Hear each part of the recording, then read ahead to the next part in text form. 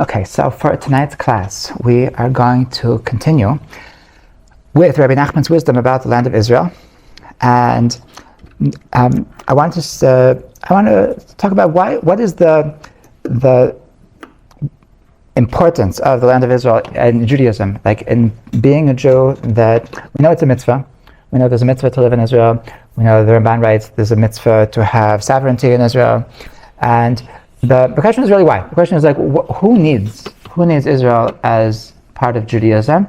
The truth is that it's actually a very interesting thing that the beginning of the Reform movement, this is one of the first things that dropped. One of the first things that dropped in Reform Judaism was the taking the focus away from Israel, away from Zionism.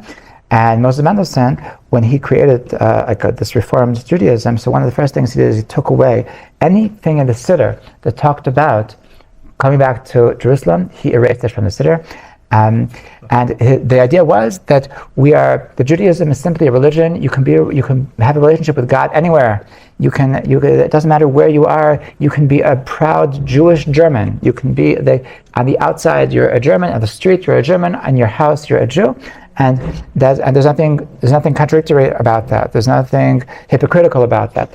That I'm completely part of my society, and my nationality is that I'm German, and my religion is that I'm Jewish. Okay, and he saw that as a normal model for Judaism.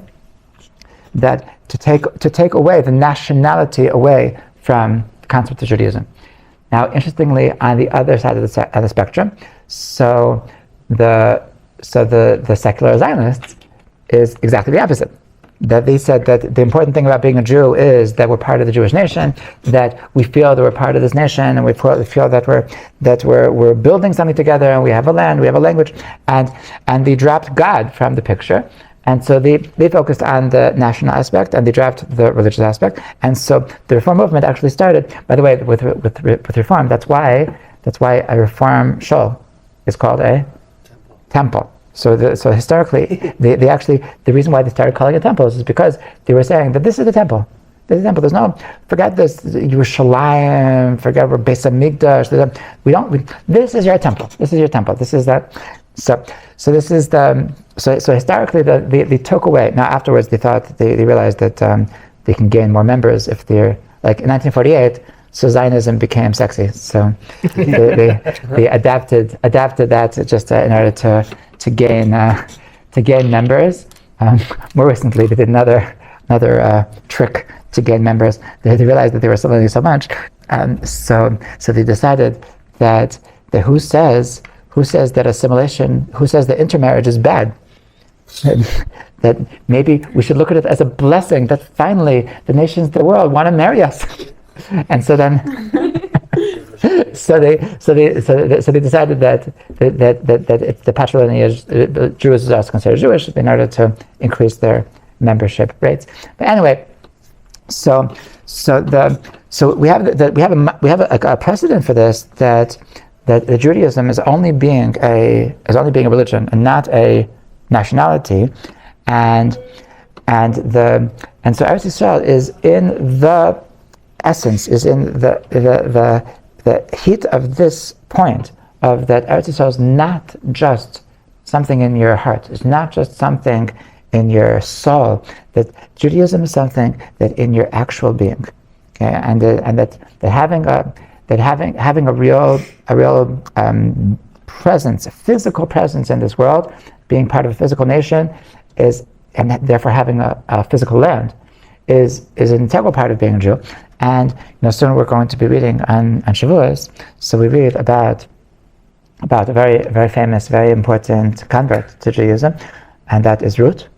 And when Ruth's mother-in-law Naomi, when she tries to dissuade her from joining the Jewish people, so she has a very, very passionate speech that no, I'm not going anywhere.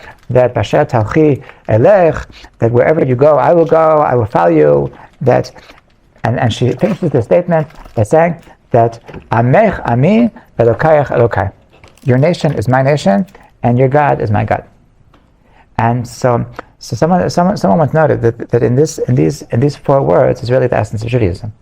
That first of all, Amech Ami. First of all, your nation is my nation, and second of all, your God is my God. That we have these two parts of being a Jew. One is that we're part of a nation, and second is that we have a religion. Okay, meaning that the part of what it means to be a Jew means to recognize that I'm part of this bigger picture that is started with Avraham Avinu and is going through history until Mashiach comes. And the other thing is that I have a personal relationship with God. Okay, meaning in terms of my personal relationship with God, so it doesn't matter what happened for the past 2,000 years. It doesn't matter what's going to happen for the next 1,000 years. They're like, in terms of what is my relationship, what is my spiritual relationship with God, it's really very here and now. And the thing that makes it's something of historic value, that we're doing something in the world. That's where Amech Ami comes in. Okay, that when I say Amech Ami, so I'm recognizing that I can't do this alone. That my relationship with God is meaningless if I'm doing this by myself. Okay, that the only way to connect with God is as a part of the Jewish nation, and the purpose of the Jewish nation is that they have this historic place that they're doing something in the world, bringing it from X to Y. So now there's a very interesting thing that when we talk about that when Hashem came to Abraham, that Abraham is the father of the Jewish people. So he promises Abraham that you're going to be the father of the Jewish people. Like he went through 10 tests, 10 trials, and he passed all the tests. And Hashem told him that that your job, your place in this world is that you're going to be that your descendants are going to be my people. So if you were God and you wanted to tell Abraham that your nation is going to be that your descendants are going to be the nation of Israel. So how would you tell him? Like what would be the best way to describe that? So I think probably for most people they would say what does it mean to be a Jew? What does it mean that your kids are going to be Jewish? So you would say that they're going to get a Torah, they're going to have Shabbos, that they're going to have tefillin, they're going to keep kosher, they're going to have sukkahs, whatever it is, Purim, whatever rocks your boat. So and that's not what Hashem says. That when Hashem wants to tell Abraham that your descendants are going to be my people, so he only says one thing. He says, "L'zaracha etein es haaretz hazeh." He says that to your descendants, I'm going to give this land. And having a land is the one thing that is the most defining thing that in Hashem's eyes of that your future is the future of the Jewish people. So the most defining thing was that they're going to have a land. Okay, so and that's a crazy thing. So what's the idea? What's the idea of having a land? Why is having a land such a integral thing in being a Jew? So at this point, I want to mention something from Rabbi Nachman. Okay, that Rabbi Nachman is brought down in Chaim Aran, Siman Kuf Nun Vav, that he says, "Hamakom shali hu rak Eretz Yisrael," that my place is only in Israel. V'kol makom she'ani nosea, einani nosea ela Eretz Yisrael. And wherever I travel, I'm only traveling to Eretz Yisrael. And in the meantime, ani ro'eh lizman bebreslev v'kayetze. And in the meantime, I'm ro'eh means to be a shepherd. That I have my sheep here in Breslev for temporarily, but it's only that like for the meantime. But really, wherever I'm going, I'm on the way to Israel, and my place is Israel. Okay, so what does it mean? What does it mean to have Israel? What is the concept? The concept of Israel is to have a place. Is that every Jew needs to know that we actually have a place, and this is to know that we're not just nomads. That we're not there's There's a Gemara in Yevamis. It says in Yevamis Daf Samach Gimel, Amar Belazer, Kol Mi She'ein Lo Karka Eino Adam. Anybody that doesn't have land, that doesn't own land, is not a person. He's not a. By the way, did anybody have a portable charger? I have a USB. Yeah. I see that this wasn't. I think this recording is gonna. Whatever. But, okay. So he says that Kol Mi She'ein Lo Karka Eino Adam, that the person that doesn't have land is not a person, and this means that it's like something it's hard to explain to people that possibly most of us here don't have land, you don't own something, and there's something there's something important about being grounded. There's something necessary about being grounded. There's something that if you're not grounded, so then just you aren't able to build your life properly, and like similarly to the way that when you're single, so you're floating. And it's not the same. Like having a family is the same thing as having a home. Is having a house. It's different levels of the same idea. That the importance of being grounded, the importance of having like a very sturdy base, and this is what Eretz Yisrael is all about. I'll tell you a story. This is a friend of mine that he's a street musician, and he has the song about yearning to his yearning to the Beis Hamikdash, yearning to bring a karbanot in the Beis Hamikdash. And I asked him one day, like he was going through a hard time. He was staying in my house for 2 weeks. I think it was after his second divorce. I think now he's back together with his second wife. And anyway, and so I asked him, like, what inspired you to write the song? And so he said, I never told you about the song. So it's a very special song. So he told me that after he got divorced the first time, so he was meeting up with his daughter, and he says to her, and they're talking, and they're saying, so Abba, so where do you live? And so he's like sort of avoiding the question. And so like she says, Abba, you have a place, right? You have a house, right? And so he said, what? Like eventually, he spills the beans, no, in the meantime, it's okay. I'm sleeping in the car. It's okay. But he said, what's the difference? I'm a street musician. Like the world is my home, and I wherever I go, I'm hugging everybody, and I'm being with everybody, and it's I have a place to sleep.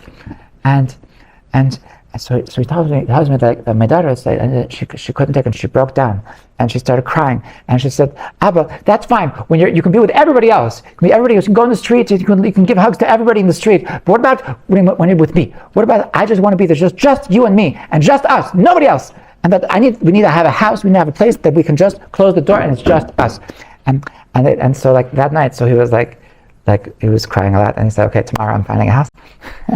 and then that night he said, this is how Hashem must feel, that he doesn't have a house. This is it's true, Maloch ha'aretz kavado, Hashem is everywhere, that really that Hashem's presence permeates the entire reality. And it's not that we can't be with him, but he wants to have a place that it is just us and him, and there is nothing else. And good to go. Sure. good? Okay, it's not bad. It's fine. It's going. Right? Yep. It's clicking? Yep. Yeah, then it's recording. Okay, so sorry about that. So this is the reason why we need. The reason why it's important to have a land is because Hashem. It's true that Malach ha'aretz kavod, Hashem's presence is really everywhere, but He wants to have a special place that is just us. That it's a place that we can just chill. And the truth is that this is the most basic thing in Judaism, that Hashem wants to be with us. And this is a revolutionary look at Judaism, because if you ask, like we said before, if you ask most people what's Judaism all about, so they'll tell you have to keep Shabbos, you have to keep kosher, and that's what Judaism is all about. And then Hashem is telling Abraham that no, that's secondary. First thing is that I want to be able to chill with you. First thing is that I want to be able to hang out with you. And that is the most basic thing in Judaism. The Judaism is first and foremost a relationship with Hashem. And the mitzvot is only a secondary thing of how to enhance that relationship. Okay? And this is the problem. This is the problem with like Moses Mendelssohn's like model of Judaism, that like he thought that Judaism is all about mitzvahs. Judaism is about like what to do, and it's about being spiritual. And he missed this major part that Judaism is about having a relationship with God. And when you have a relationship with somebody, so it's not always about what you're doing. It's not always about your responsibilities to one another. Sometimes it's just about staring into each other's eyes. Sometimes it's just about just hanging out together, not talking about anything particular, just being able to just be.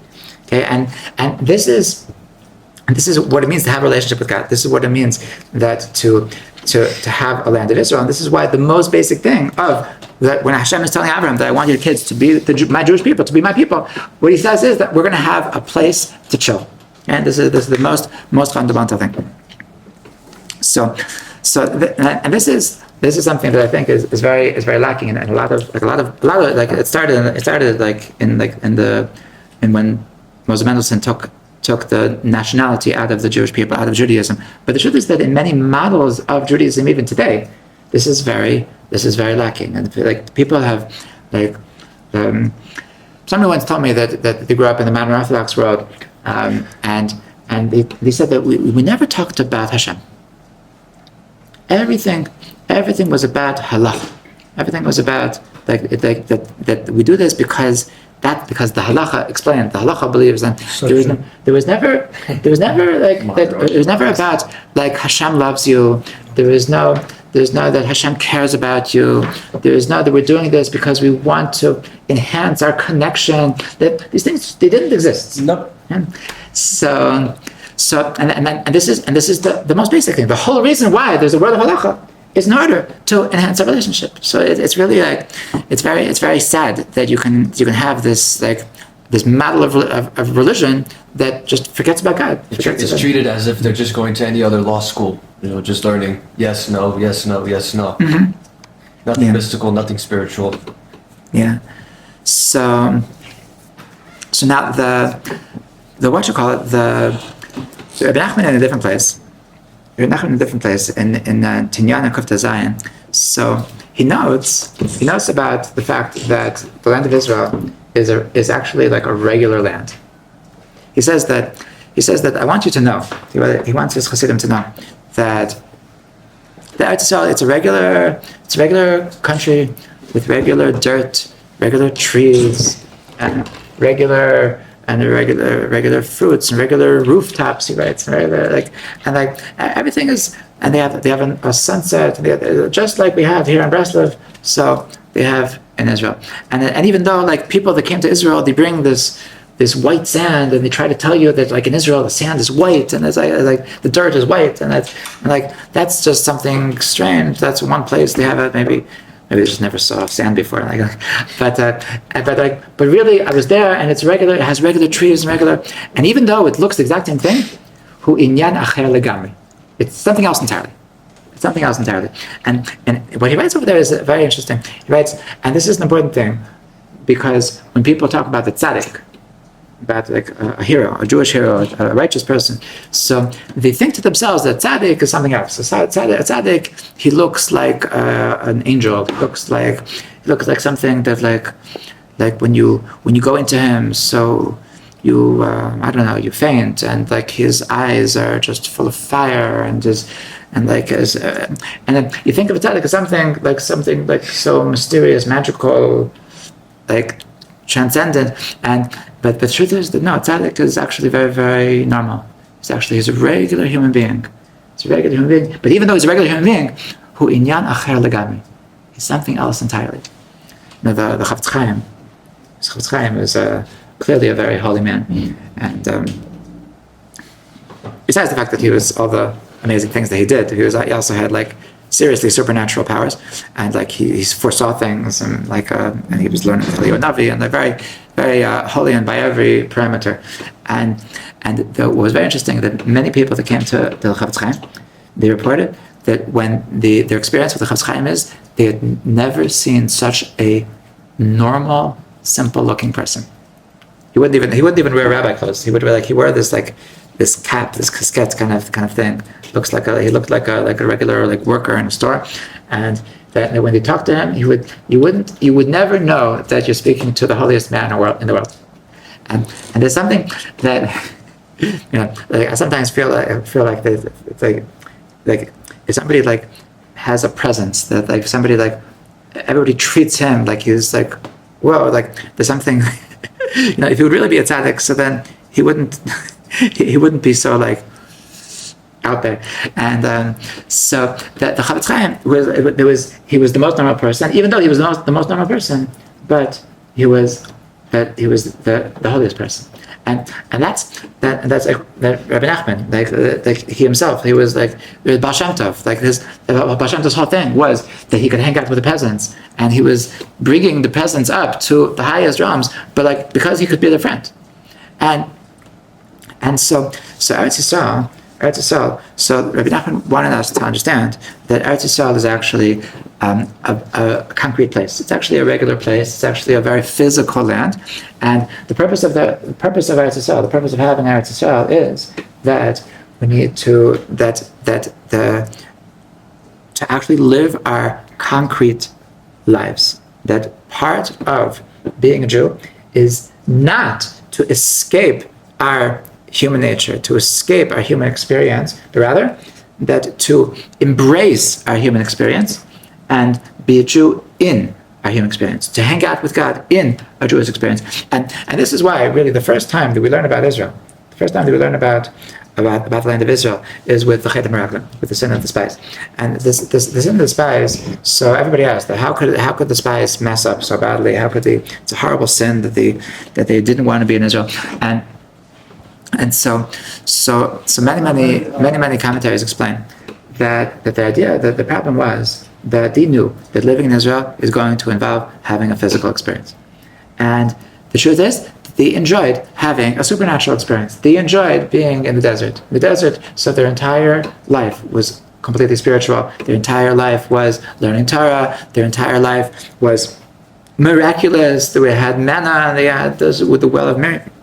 And they didn't have to do laundry, and they didn't have to go to the bathroom, and everything was completely supernatural, and they liked that. They really enjoyed that. That was why they wanted to push off going to Israel, because they knew that going to Israel is going to be physical. We're going to have to do agriculture. We're going to have to make sandwiches in the morning. We're going to have to change diapers, and we're going to have to do laundry. We're going to have to have jobs, and we're going to have to pay rent, and we're going to have to deal with roommates, and all of the perks of being an adult, and Hashem says that's what I want. That's what it's not so impressive. It's not so impressive to have a relationship with Hashem when all there is godliness. I want you to do all of your physical things, all your mundane things, and bring me into them. Okay, and that's why in Judaism, so like we're always partying. We're always looking for excuses to celebrate. Or every Shabbos is a party, every Yom Tov is a party, and every time that anybody died, so that's a reason to make a party. And anybody has a birthday, that's a reason to make a party. And that we look for excuses to party because and partying with food and drinks to actually to enjoy this world and bring Hashem into this world. So that's a fundamental thing in Judaism. And so it all starts with having a land. Having a land means that I'm grounded. I have this grounding. My relationship with God has a grounding, that I have a place. And that's the first point. But the thing is that it's deeper than that. And that is that Rabbi Nachman continues that that wherever I'm going to Israel. And so this is there's the person that has a home, the person that has a place. So there's an amazing thing, that is that even if you're not home, but you're still a person that has a home. That even that there's a difference between a nomad doesn't have a place. There's a like I stood the man once. They told me that he was so excited he's finally standing on the parapet because for the past 2 years he's been living out of a suitcase. And like he's just been like couch surfing, and like he feels so good to finally he's standing on a place that he can just call home. And there's something that once you have a home, just the mere fact that you have a place that is home, so that makes it that even when you're not there, but you know that you have a belonging. Okay, so this is the Eretz Yisrael, the concept of Eretz Yisrael. That the reason why Eretz Yisrael is a focal thing in Judaism is that we need to know that our relationship with God is something physical, it's something real. So Hashem wants to have a relationship with us in our most humane way, the real us. The real us is not just when we're meditating. The real us is not just when we're in the middle of an amazing Kabbalat Shabbat. Hashem wants to be with us, with our jobs, with our meals, with everything with our physical existence. And for that, we need a place. We need a place that Hashem can chill with us, even when we're not in these higher spiritual realms. So now the last point that I want to speak about is a Torah in Tinana Ayin Ches, also in the Likutei Moharan. Rabbi Nachman is talking about the fact that a Jew, in order to survive, a Jew simply he needs Torah in his life.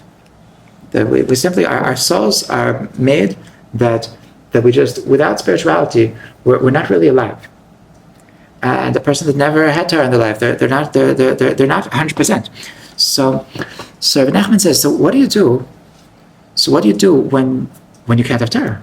Like okay, I can learn 18 hours a day, but what do I do for the other 6? Or maybe I can learn for 5 seconds a day, and what do I do for the other 23 hours, 59 minutes, 55 seconds? So like, how can you, if a Yid needs Torah to survive, so what do you do? What do you do? He's even speaking about tzaddikim. He says, like, what does a tzaddik do? Even a person that learns all day, but he can't always learn. Okay? So what do you do? So he says an amazing thing.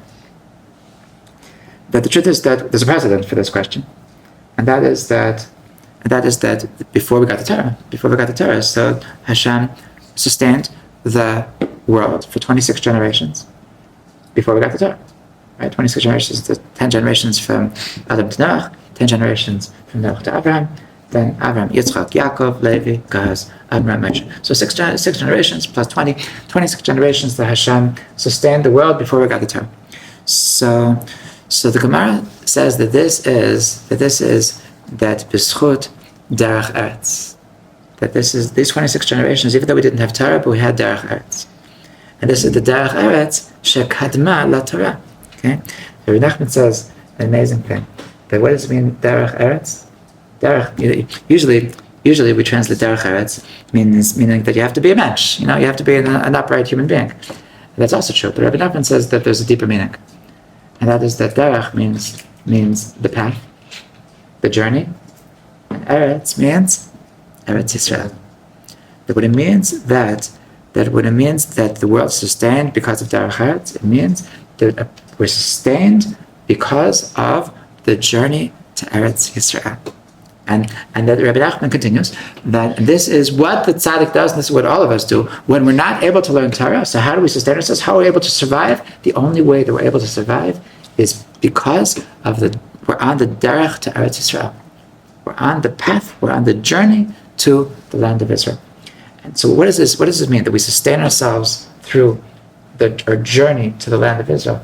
So Rabbi Nachman explains that to know that we belong, to know that we're going somewhere, to know that even though right now I don't have the head to do anything holy, I just need to just collapse. When I'm collapsing, so how do I sustain myself? How do I exist? So because even as I'm collapsing, I know that I'm going somewhere. I know that I have a goal, that I have a home, there's somebody saving me a space that my mother never gave my room to somebody else. And there's a place waiting for me in Eretz Yisrael, and I'm on a journey. At the end of the journey, there's going to be Eretz Yisrael. So right now, I'm okay. Right now, I can sustain myself knowing that there is a place for me, there is a room for me in Israel. I'm like, I'll get there when I get there. But the only way that I can sustain myself is by knowing that I belong. I belong, and by everything that I do, everything that's going to be tomorrow, everything that was yesterday, it's all building towards this relationship with Hashem that I have with my very being. So this is really what the land of Israel is all about. This is what it means to be belonging. This is what it means that we have groundedness. This is what it means that this is what the mitzvah of Israel is really all about. So to know that we have a land of Israel, this is like this is like a hot subject. This is why all the Palestinians are going to be watching this video. Is because we, as Jews, we know that we have this land of Israel, and Hashem promises us this land, and this is that the most basic thing about being a Jew. This is, I told you, where somebody was saying that the Israelis should just go back where they came from. Go back to Europe. So but they said go back where they came from. So somebody said Zionism. Now, the concept or idea that the Jews should go back where they came from. This is we have a place. We the thing that kept us going 2,000 years is knowing that we always have a place. That we're on a journey. We're going to this place, and that our existence with Hashem is going somewhere. It's very grounded, and Hashem wants to chill with us, and He's taking us through history. He's wherever we go, we're on the way to Eretz Yisrael, meaning that we're on the way to this place. We know we have a home. Right now, they're doing renovations, so we're in a hotel for a couple of thousand years. But it doesn't mean that we don't have a home. That we totally have a place. We belong, and this is what allows us to understand that we're never floating. We're never floating.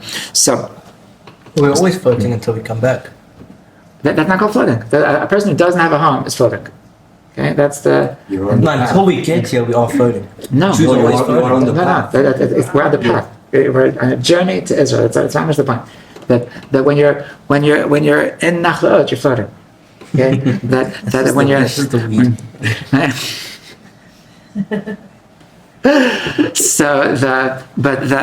But when you have a home and you're just like going on a vacation for a couple of months. So then you're not floating. Then you know that you have a bed waiting for you back where your home is. And right now I'm just taking a vacation. So the knowledge that we have in Eretz Yisrael, now that we have a derech Eretz Yisrael. So this is how we survive. It's the only way that we can survive in this huge exile is by knowing that we do belong. Hashem cares about us. Hashem enjoys chilling with us, and whatever we're doing, so we have a real place. And this is why the land of Israel is such a focus, such a central theme. And so certainly coming to Shavuos. So this is like knowing that an amazing part of getting the Torah. Being part of getting the Torah is knowing that we have this derech eretz shekadma Torah. Is like that the context of the Torah is that we're enhancing our relationship with Hashem, and not to skip, not to think that getting the Torah requires us to not embrace ourselves exactly who we are, exactly what we are, and not to think that I need to try to escape my materialism, and to know that I have a place, I have a real relationship. And so I bless us all that we should really be able to connect with our personal connection to Eretz Yisrael, to know that Hashem cares about us, that Hashem wants to hang with us, Hashem wants to be with us, and that it's not something that requires being like meditating is not something that requires escaping anything, and then when we really know this, when we really internalize this, so hopefully that'll get the wheels moving. That the rest of the world will just get it, that we do belong here, and we do. This is our place, and this is where the world needs to get for the Geula. B'ezrat Hashem. Chaim. Chaim. Zaku Baruch.